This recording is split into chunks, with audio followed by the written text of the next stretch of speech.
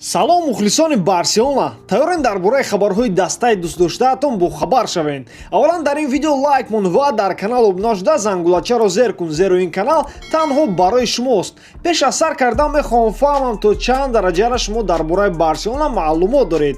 Кадом сол Барселона якум маротиба қаҳрамони Испания шуд? бисёри мухлисони Барселона мехоҳад ки даста форварди нав харад. Як хеле дигарашон дар ин позитсия Антуан Гризманро мебинанд, лекин дастаи каталонӣ мехоҳад бозингари фаронсавӣ дар ҳамлаи чап бозӣ кунад. Дар бораи оне ки Барса бояд ба кофтукоби форварди нав барояд, Луис Суарес комментария дод. агар дар даста бозингари нав пайдо шавад ки бо ман барои состави асосӣ рақобат кунад, ман фишорро ҳис карда бозии беҳтаринамро нишон медиҳам. шумо бояд дар бораи ояндаи клуб фикр кунед. ман мухлиси клубам ва ба ман хело махкул аст чихел дар ин ҷо бо ман муносибат мекунанд. хубтараш Барса ба ҷустуҷӯи форварди ҷавон шавад. баъде ки ман меравам, ӯ бояд рақами 9 дастаро гирад, гуфт бозингари уругваӣ дар интервюи Спорт.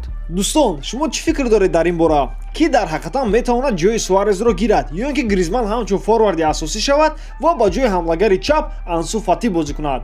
мегузарем ба хабари дигарӣ. дар интервюи El Transistor президенти Хетафе Анхел Торес гуфт ки хело хурсанд мешуд агар ба дастаи ӯ бозингари Барселона Карлос Аленя мегузашт.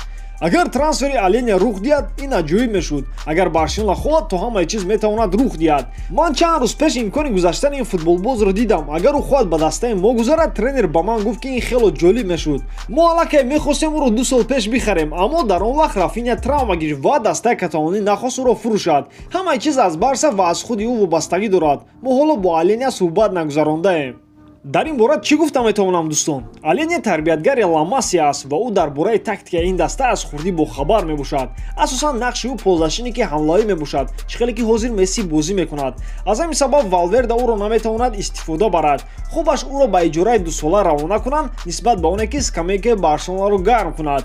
дар дигар даста Аленя метавонад таҷрибаи бозӣ гирад ва маҳорати худро боз беҳтар кушояд. баъдан Барса метавонад ӯро бемушкилӣ ба даста баргардонад. ба хабари АС Эрик Абидал аллакай ба 3 трансфере ки мехоҳад дар зимистон амалӣ гардонад кор карда истодааст. дар ҳоле ки ин 3 трансфер танҳо фурӯшӣ мебошад, Барса намехоҳад дар ин зимистон бозингари нав харад. довталаби асосӣ барои фурӯш ин ҳимоятгар Жан-Клер Тодибо ва ползашини Карлос Аленя мебошад. клуб мехоҳад онҳоро ба иҷора диҳад, аммо агар пули хуб пешниҳод кунанд, метавонанд бозингаронро фурӯшанд. сеюм бозингаре ки Барсаро тарк мекунад эҳтимолан Видал ё Ракитич мебошад. аз ҳарди онҳо як тоаш.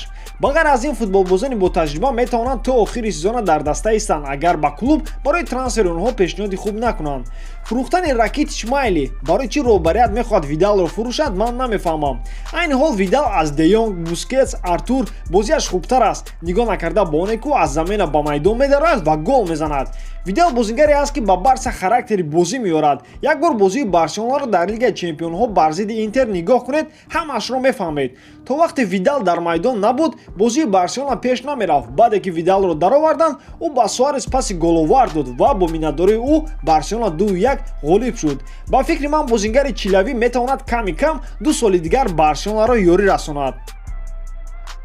ҳамлагари Барселона Лионел Месси баъди маросими ҷоизаспории тӯби тиллоӣ дар бораи форварди Ливерпул Садио Мане гап зад. фикр мекунам ки имсол дар рақобат бисёр футболбозони хуб буданд. барои як касро интихоб кардан хело мушкил буд, аммо ман Манеро интихоб кардам, барои он ки ӯ ҳамон бозингаре ҳаст ки ба ман писанд аст. Мане соли гузашта бо Ливерпул хело чизро ба даст овард, аз ҳамин сабаб ман ӯро интихоб кардам. такрор мекунам ки имсол хело бозингарони беҳтарин буданд, барои ҳамин интихоб кардан мушкил буд, гуфт Месси. хотиррасон мекунам ки Мане барои гирифтани тӯби тиллоӣ дар 4-ум ҷо қарор гирифт. акнун мехоҳам ба шумо мухлисони Барселона савол диҳам. агар шумо байни Неймар ва Мане интихоб медоштед, кадоме аз онҳоро интихоб мекардед барои дастаи каталонӣ? ҳатман ҷавобашро дар комментария нависед. ба ҳамин видео имрӯза тамом. бо Барселона бошед, Барсаро бовар карда дӯст доред. бо шумо буд Муҳаммад Гаиров. хай дар паноҳи Аллоҳ.